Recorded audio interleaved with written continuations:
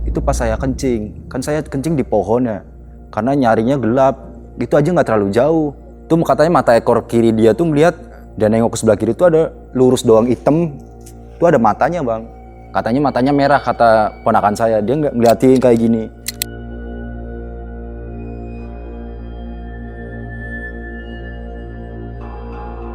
Dia tutup lagi, dia mau tidur kan, diketuk lagi bang. Pas dibuka, ya jarak mungkin 50 meter ya, depan dia kan ada jalanan komplek, terus ada portalnya bang. Itu ngeliat sosok itu tinggi bang.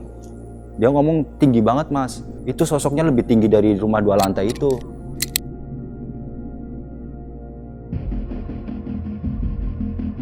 Assalamualaikum warahmatullahi wabarakatuh. Kembali lagi di Telusur bareng gue, Jon Arya. Buat kalian yang pernah ke puncak, pasti kalian tahu nih tentang Villa Soekarno yang terkenal di sana. Jadi pada malam hari ini Telusur akan mengangkat sebuah kisah kejadian mistis yang dialami oleh narasumber, di mana dirinya bersama dengan sepupunya setelah buang air kecil di sana mengalami gangguan mistis. Penasaran dengan cerita seperti apa? Saksikan terus Telusur.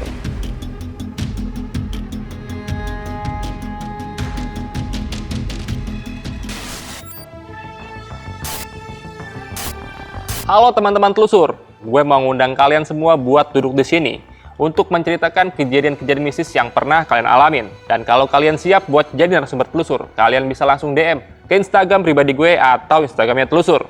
Dan jangan lupa saksikan terus Telusur.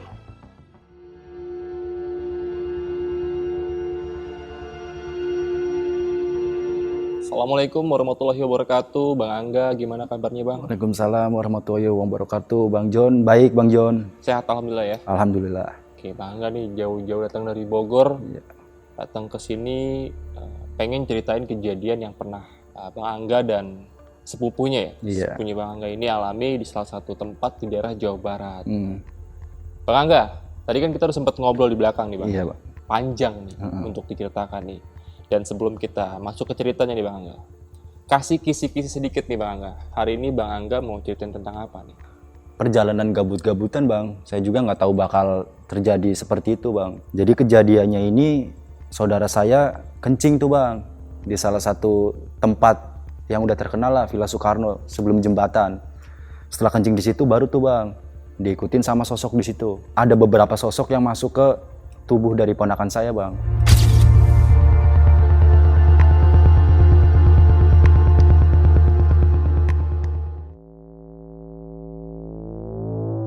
Jadi dari 2023 kemarin bang kejadiannya sebenarnya. Bulan Juli, Lebaran kemarin itu saya sempat di Pemalang nih di kampung. Ponakan saya udah pengen ikut, cuma kan karena emang belum ada duit juga, akhirnya dibatalin bang. Saya berangkat sendiri ke Bogor. Cuma setelah Lebaran itu dia ngabarin bang, Mas saya ke Bogor ya main ke situ, pengen ke puncak. Saya bilang ke dia, kapan emang? Ya udah ntar kalau dari bapak ngasih duit, saya ke situ nih. Singkat cerita itu, datang nih bang ponakan saya dari Jawa nih bang, dari Pemalang ke Bogor ke tempat saya. Dia datang berangkat pagi, nyampe Bogor kisaran jam 5, setengah 6 maghrib gitu bang. Dia nggak ke rumah saya bang, karena dia juga punya bude nih dari saudara ibunya. Dia nginep di bude. Tapi kebetulan masih satu daerah sama saya bang.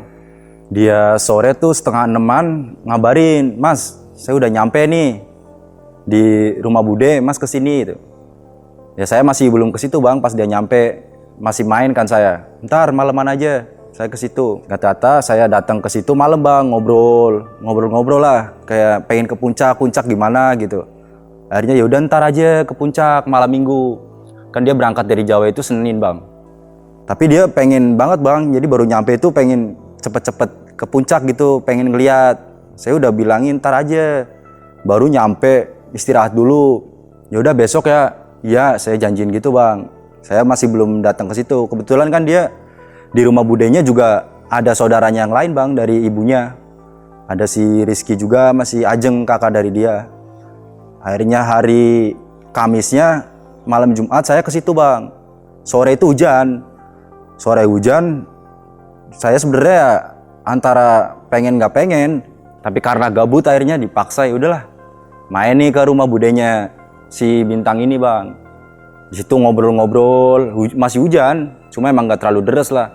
Hujan, terus dia yang nyeletuk lagi, "Yuk mas sekarang aja ke puncak." Saya tetap ngomong, "Ntar aja, masih hujan." "Ya elah hujan kayak gini doang. Ntar aja kalau emang udah reda gitu." "Ya udah tungguin sampai habis Isya, kalau emang reda kita gas ya." Akhirnya kita masih ngobrol tuh bang di situ, ngobrol. Akhirnya di setengah 8 itu habis Isya hujan reda bang. Tapi ya masih gerimis-gerimis gitulah.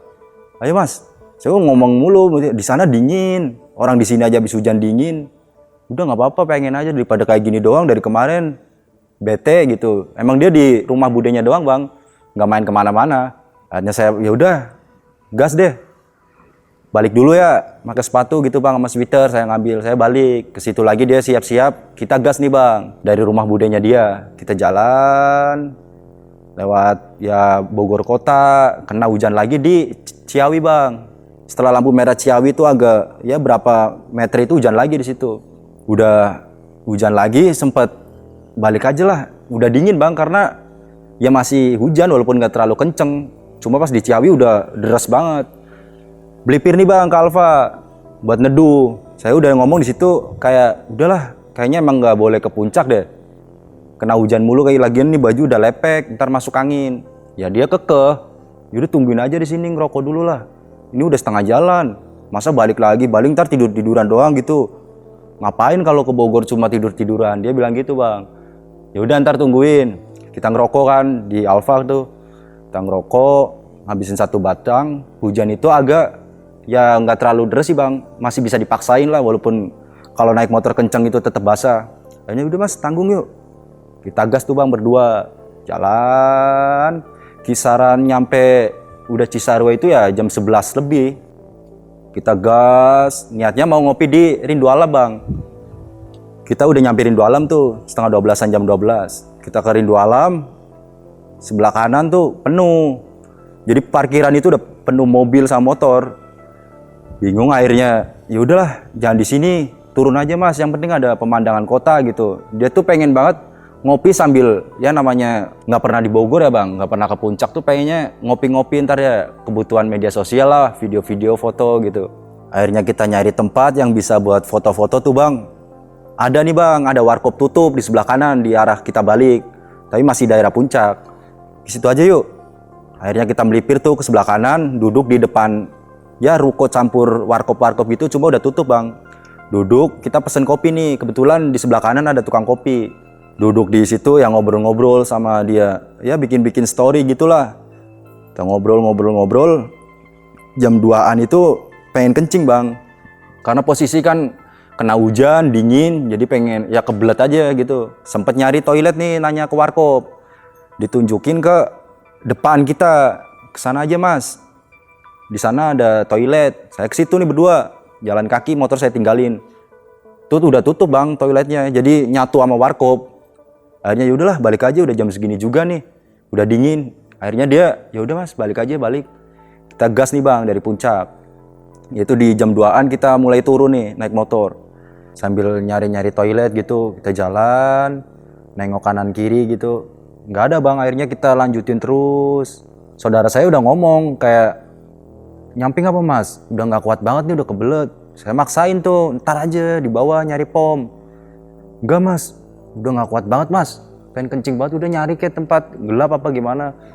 Dan saya turun, nyampe di pas tikungan bang.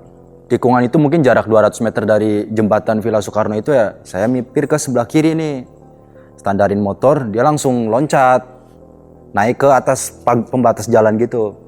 Dia langsung loncat ke dalam buat kencing, saya masih di motor bang stay. Saya nungguin, lama nih dia kencing. Saya sempat manggil juga, "Tang, lama banget." Nggak ada jawaban nih bang. Ya mungkin karena hawa dingin, terus kena hujan, kebelet kencing kan lama juga bang. Saya tungguin, ya mungkin 1 menitan lebih nih. Dia keluar nih bang, lari bang. Dia keluar lari, naik ke pagar, langsung duduk di belakang, nepok pundak saya. Mas, cepet mas, cepet." "Kenapa sih?" "Udah mas, cepet mas." Ya saya udah tancap gas aja kan bang. Jalan. Dari saya mulai jalan lagi itu, pas ngelewatin Villa Soekarno itu jatuh bang saya bang. Pas kenceng gitu saya jatuh. Untungnya itu nggak ada mobil. Jadi jatuhnya tuh kayak kayak gini bang, sebelah kanan. Melipir, hampir masuk ke jalan yang berlawanan gini. Saya bangun nih. Untung aja itu dari belakang nggak ada kendaraan. Ketawa-ketawa kita berdua. Bilangin cepet-cepet sih. Habis diliatin ban bocor bang. Ban kita bocor akhirnya kan ya nggak mau maksain. Kita tuntun nih jalan. Kita jalan sambil nuntun motor. Lumayan jauh juga tuh bang. Akhirnya ketemu tukang tambal ban bang. Di sebelah kanan. Kita melipir buat nyebrang jalan. Jadi tukang tambal ban ini nyatu sama warkop bang. Saya ke situ buat sambil dorong motor nih. Saya ngomong sama bah, kebetulan lagi ada yang nambal ban nih 1 orang. Saya tungguin di situ, tiba-tiba si Abah nanya bang ke gua. Kayak nanya, habis dari mana A? Oh dari puncak bah. Oh ya udah sini A. Saya dipanggil nih bang. Motor saya standarin. Saya neduh kan kebetulan masih agak gerimis-gerimis gitu. Saya ditarik sama si Abah, masuk ke warkopnya sambil saya pesen kopi nih. Nanya lagi si Abah, habis kemana A? Ke puncak bah. Oh tiba-tiba tuh dia ngambil air, ya air mineral gitu dibaca-bacain sama dia tuh ngasih bang ke saya bang. Kalau mungkin keadaannya ngelihat saya lecet-lecet di sini sama di dengkul bang. Pikiran saya mungkin shock atau gimana. Dia liatin, itu siapa A? Oh itu ponakan saya bah. Ini airnya kasihin itu adenya. Saya kasihin kan, suruh minum nih. Suruh minum sambil bikin kopi tuh istri si Abah keluar bawa kopi ya sambil ngobrol-ngobrol lah saya sama Bintang. Mana yang tadi sakit? Kamu nggak apa-apa kan? Nggak apa-apa. Ini gara-gara kamu sih cepet-cepet. Dia masih belum cerita apa yang tadi bang. Jadi kayak cepet-cepet ini saya belum tahu jawabannya pas dia ngomong kayak gitu. Akhirnya udahlah kita ngobrol, ngopi, ngerokok. Ya mungkin sampai jam 2:30, jam 3-an di situ. Ban udah saya pamit sama si Abah nih. Bah, saya pulang dulu ya. Oh ya, hati-hati A. Itu adanya dijaga. Ya bah, saya pamit, saya jalan nih bang. Buat ke rumah, nganterin si saudara saya ini ke rumah budenya. Saya jalan, nyampe di rumah itu jam 4 bang, jam 4 subuh. Udah mau tidur di sini apa tidur di Mas? Saya bilang gitu. Ke sini aja lah nggak enak. Kan kemarin kesininya juga ditampung sama budenya. Akhirnya saya anterin ke situ. Saya langsung jalan nih bang. Balik ya? Balik, saya balik bang. Itu saya nggak tahu udah. Saya balik ke rumah, dia juga ke rumah budenya. Saya tidur nih.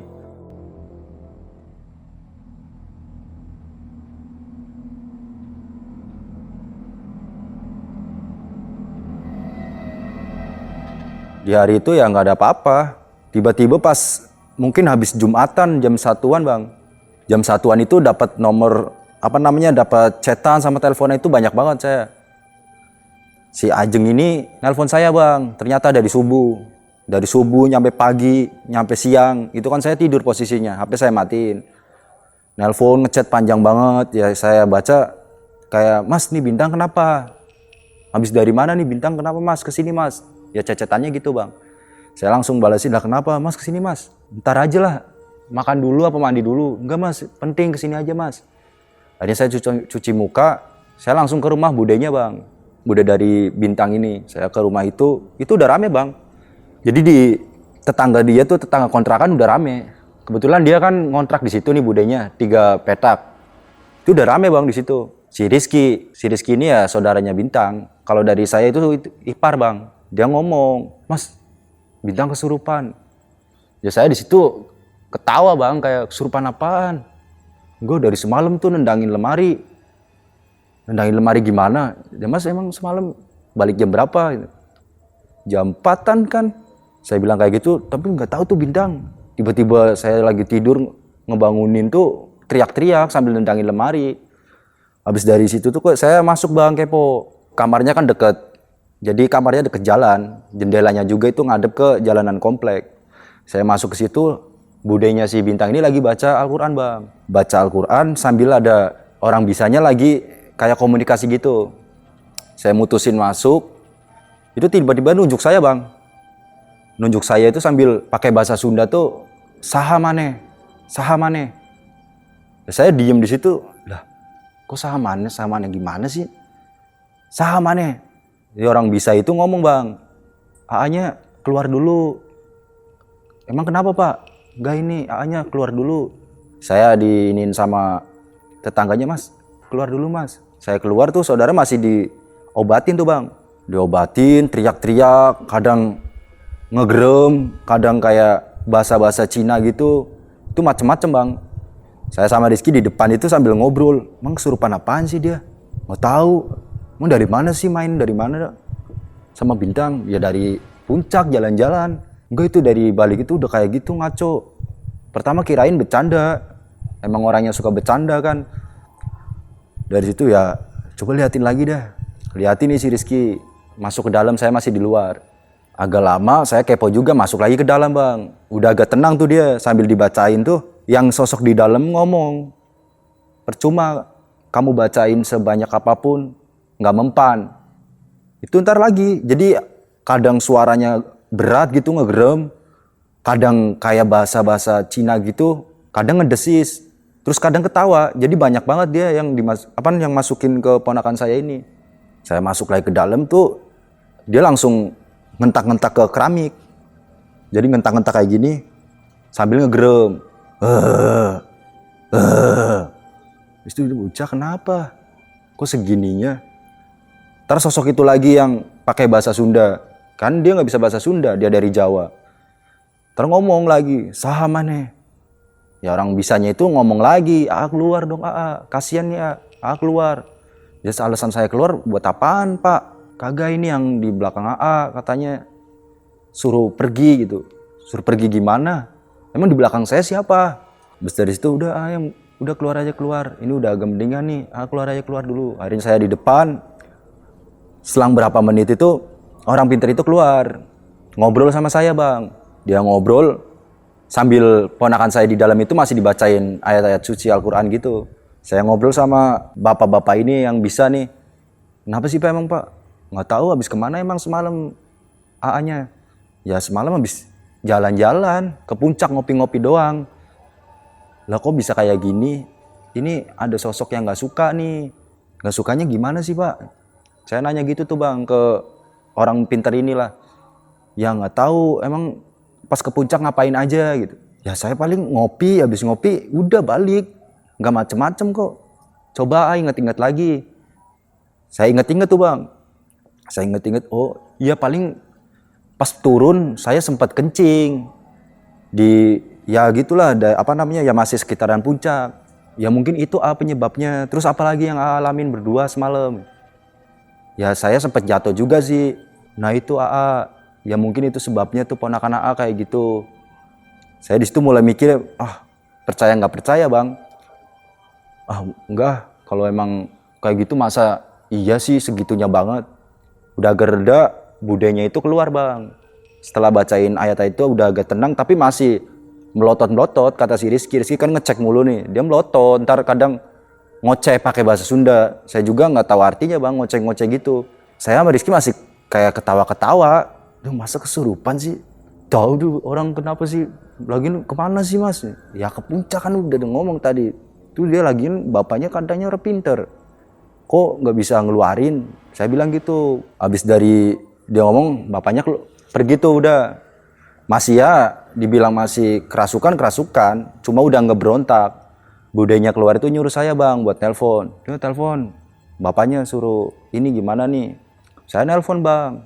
Saya nelpon kan, ya kebetulan bapak dari Bintang ini kan om saya telepon. Mas, Bintang kesurupan. Lah kok bisa kesurupan? Emang ngapain?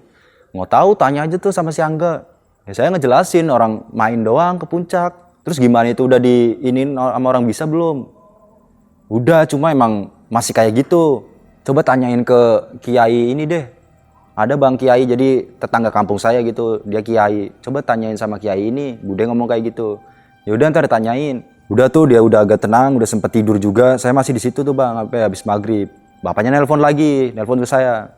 Ceritain gimana itu katanya. Ini kata kiai ini gitu. Ya ke puncak terus kencing, kata orang bisa yang tadi mah yang siang nyembuhin katanya kencing di inian terus ini ngencingin rumahnya apa gimana. Akhirnya diomongin tuh suruh magerin. Kitanya di Bogor nih, bude saya ngomong udah pagerin dari Jawa bisa nggak gitu. Ngobrol sama kiainya baru nggak bisa. Kalau bisa kesini aja. Mumpung belum terlalu lama kasihan.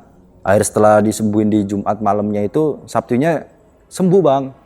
Kirain pikiran saya udah dipagerin nih dari Jawa, udah sembuh. Malam minggu kita masih ngobrol. Kita ngobrol ya ketawa-ketawa. Kok bisa kayak gitu sih? Gak tahu mas. Coba awalnya gimana? Pas yang kita kencing itu. Ya kan saya nyuruh cepet-cepet tuh mas. Ya terus kenapa? Itu pas saya kencing. Kan saya kencing di pohon ya.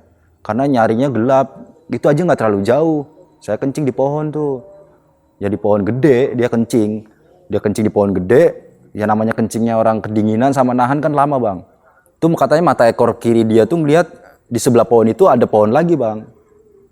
Pertama dia masuk itu pohon cuma satu. Dia kencing di situ, dia nengok ke sebelah kiri itu ada lurus doang hitam. Itu ada matanya bang. Katanya matanya merah kata ponakan saya. Dia nggak ngeliatin kayak gini. Itu sebabnya dia langsung lari tuh minta cepet-cepet dia ngeliat sosok yang ditemui pas kencing. Dari situ akhirnya kita jalan ban bocor kan. Yang sempet jatuh itu. Udah tuh baru pas nyampe rumahnya nih. Dia nggak cerita pas di Aba juga dia nggak ngomong. Pas nyampe rumah kan Mas Angga balik nih ke rumah. Saya kirain itu Mas Angga balik lagi. Dah balik lagi gimana? Iya mas, saya baru masuk ke kamar. Itu jendela ada yang ngetuk. Jadi menurut si Bintang ini bang, jendela itu ada yang ngetuk dia buka hordengnya. Itu nggak ada bang. Dia tutup lagi, dia mau tidur kan. Diketuk lagi bang. Pas dibuka, ya jarak mungkin 50 meter ya depan dia kan ada jalanan komplek terus ada portalnya bang. Di depan rumah 2 lantai ini kan kebun singkong nih. Ya mungkin bisa dibangun 2 rumah lah. Itu ngeliat sosok itu tinggi bang. Dia ngomong tinggi banget mas. Itu sama rumah 2 lantai yang di depan itu. Itu sosoknya lebih tinggi dari rumah 2 lantai itu. Ah masa? Saya masih belum percaya bang. Masih kayak ah masa? Sumpah. Dari situ saya tutup, saya mutusin buat tidur. Karena badan rada gimana ya, kayak menggigil, masuk angin gitu, dia mutusin mau tidur nih bang. Pas dia mau tidur, kayaknya matanya berat gitu, pengen melek. Pas melek, lihat kaki itu di dalam kamar itu tembus ke plafon bang. Jadi kakinya doang yang kelihatan. Dari situ dia udah nggak sadar. Katanya setelah lihat itu ya udah dia tidur, pikiran dia cuma tidur udah. Dia kata si Rizky itu kan sempet dia tidur, dia nendang-nendang lemari nih bang. Katanya ada perempuan bang. Perempuan itu pakaiannya hijau, pakai kemben. Jadi kayak ratu gitu bang. Jadi alasan dia katanya nendang ya, kan Rizky sempat ngomong juga nendang-nendang lemari. Di dalam yang nggak tahu dimensi apa tuh mimpi dari si Bintang itu ngomong ada perempuan. Jadi kayak ratu gitu bang, pakaiannya hijau-hijau. Datang ke dia kaget bang, ditendang sama dia, kena lemari. Dari situ udah dia dalam mimpinya kayak gitu ngomong, entah itu mimpi atau dari dimensi mana itu ya. Setelah malam minggu itu udah, terus kejadiannya kayak gini, ada lagi nggak? Saya bilang kayak gitu ke dia, nggak ada mas. Akhirnya ya udah istirahat aja istirahat. Saya balik tuh dari rumah Bude jam 9:30-an. Itu katanya kesurupan lagi bang. Cuma posisinya saya emang nggak tahu, itu kesurupan lagi. Saya datang itu Minggu. Dapat kabar kan saya jarang on HP kan. Dapat kabar lagi kesurupan lagi setelah ngobrol cerita tentang apa yang dialami, dia kesurupan lagi. Setelah kesurupan lagi, Minggu paginya saya ke situ, mutusin bapaknya buat ke Jawa aja balik. Siapa tahu diobatin di Jawa bisa nih bang.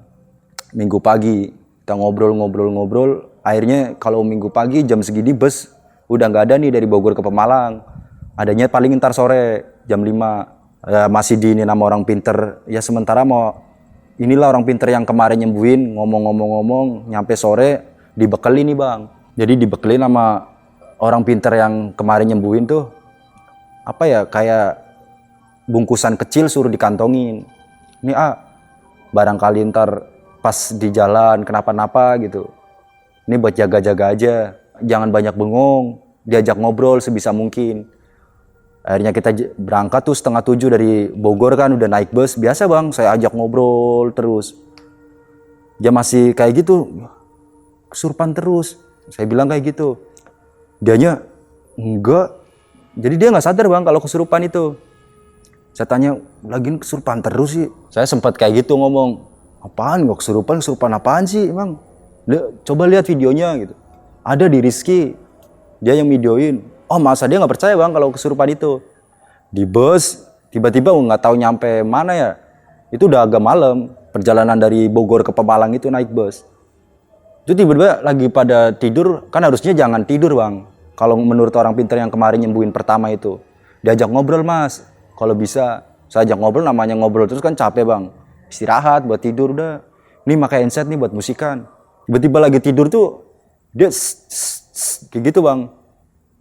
Saya juga nggak tahu kenapa sambil mata itu melotot.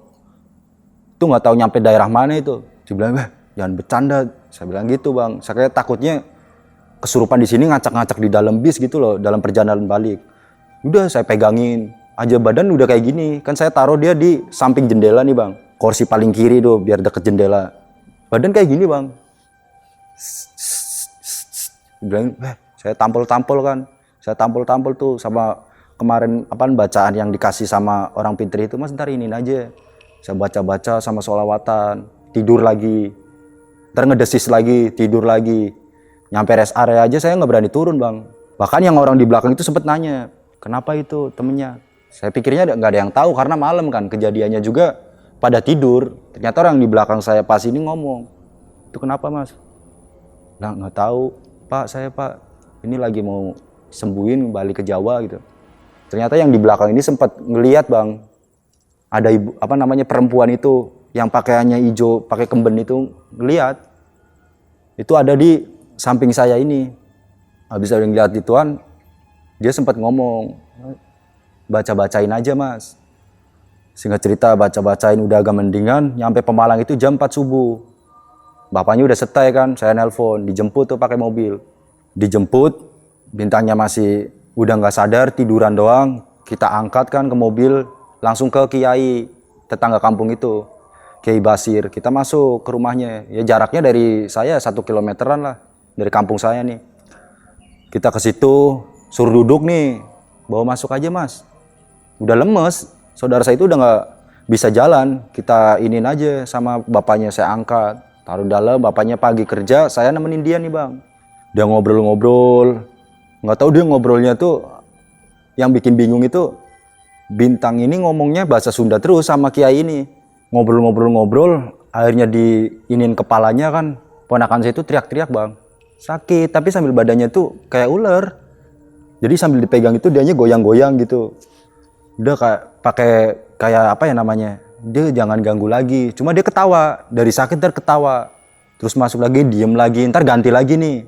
Akhirnya suruh duduk kan, pas duduk itu suruh nyebut.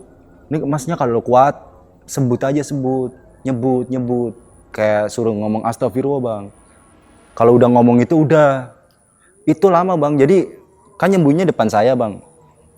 Saya ngeliatin sama dipegangin kepala gini. Itu suruh nyebut lucu bang sebenarnya. Kan ngomong astagfirullah ya. Dia tuh nggak bisa, jadi kayak cadel gitu. Saya di situ ya, gimana ya, antara kasihan sama lucu. Diinin lagi, ditekan kepalanya, ntar nangis lagi. Ntar bilang sakit lagi, ntar ngegerem, mukul-mukul tembok gini. Mukul-mukul keramik. Akhirnya udah diinin, ya mungkin udah tuh dia tiduran, baru nih Kiai Basir itu ngomong ke saya, ini masnya sendiri nih berdua harus kesana lagi. Tadi saya kayak ngomong pakai telepati gitu, masnya mau nggak mau harus kesana lagi. Emang di sini udah nggak aman apa? Udah mesti netral gitu bang. Saya ngomongnya enggak mas, ini harus dikesanain lagi. Kebetulan masnya kan ini kemarin baru malam 1 suro loh. Jadi masih bau-bau kayak gitu. Ya jadi portal-portal gaib kayak gitu di sana masih kuat. Ya saya paling bisanya ngebantu dari sini. Udah si bintang masih bisa duduk. Saya ajak ngobrol lagi. Ya udah dengan keadaan lemes gitu bang, tapi udah sadar sepenuhnya. Bapaknya balik, nyampe maghrib tuh, habis maghrib dia ke rumah Kiai tersebut. Ngobrol nih Kiai ini sama bapaknya, sama Om Herman, ngobrol. Akhirnya ketemu, ya udah kita kesana lagi. Nyampe dia ngambil cuti tuh, berarti kan hari Selasanya kita gas bang.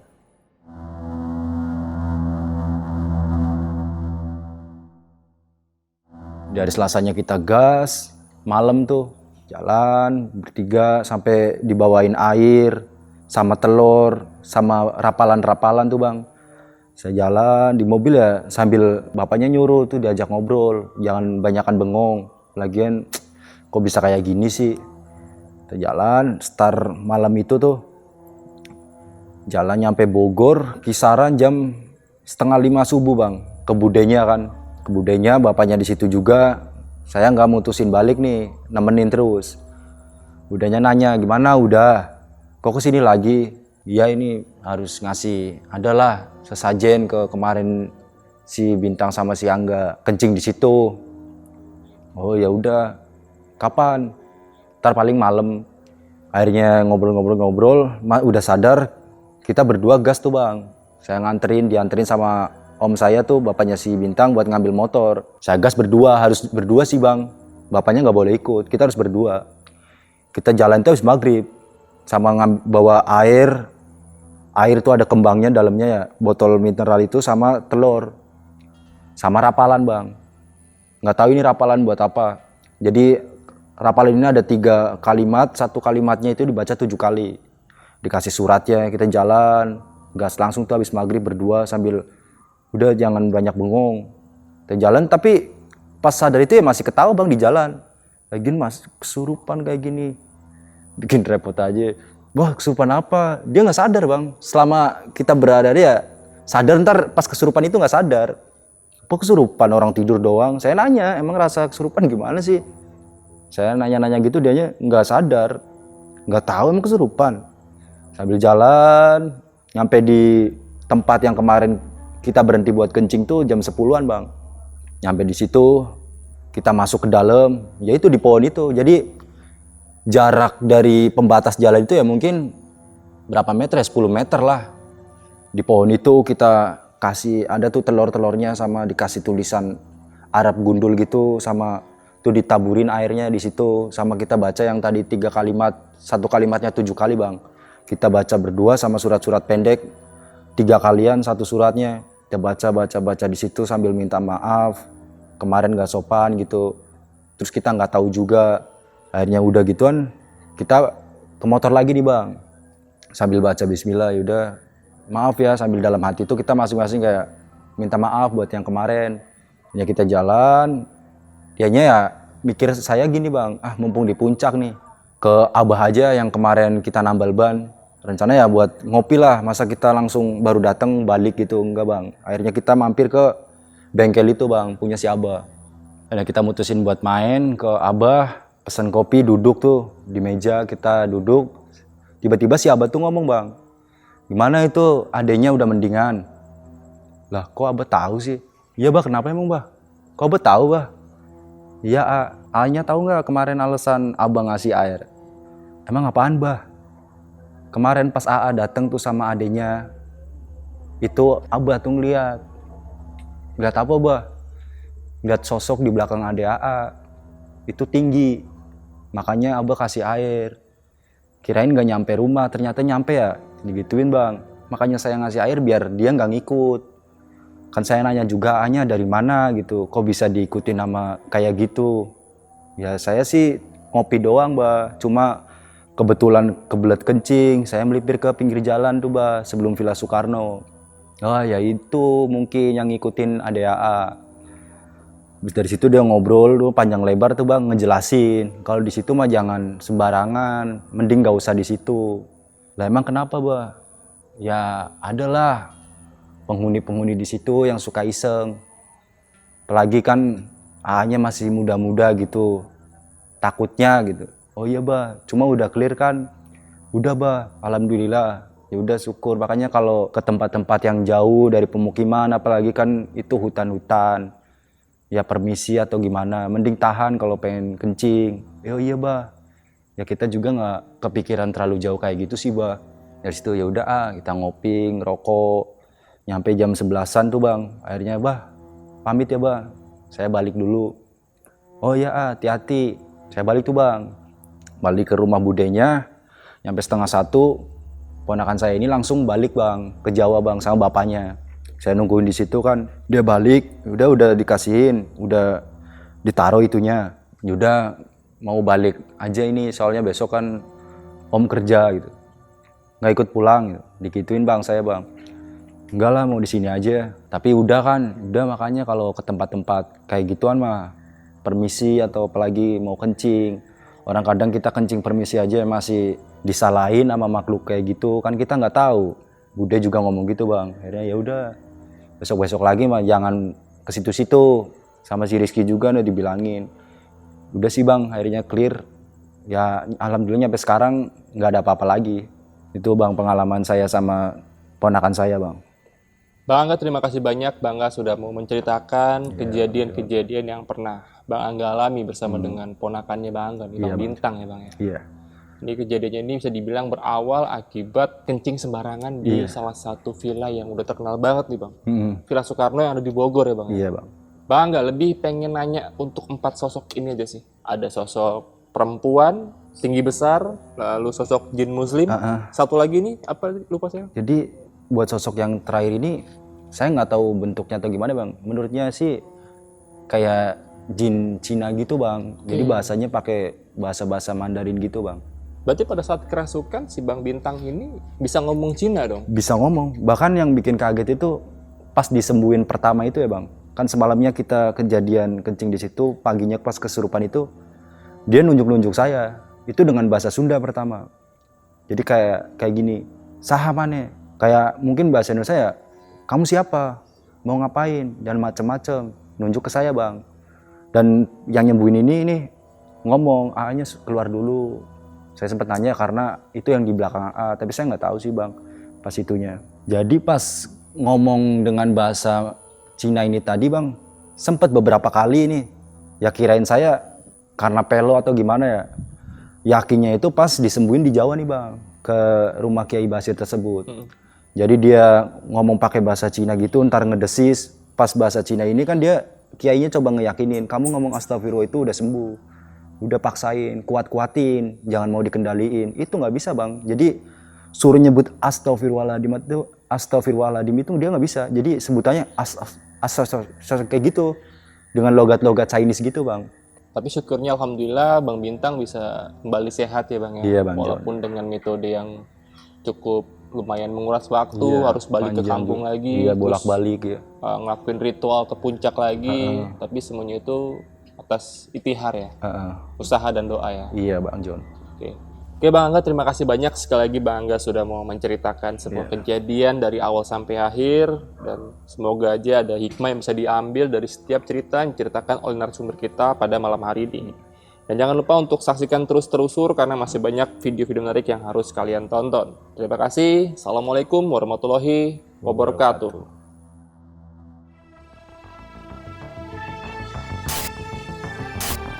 Halo teman-teman Telusur, gue mau ngundang kalian semua buat duduk di sini untuk menceritakan kejadian-kejadian mistis yang pernah kalian alamin. Dan kalau kalian siap buat jadi narasumber Telusur, kalian bisa langsung DM ke Instagram pribadi gue atau Instagramnya Telusur. Dan jangan lupa saksikan terus Telusur.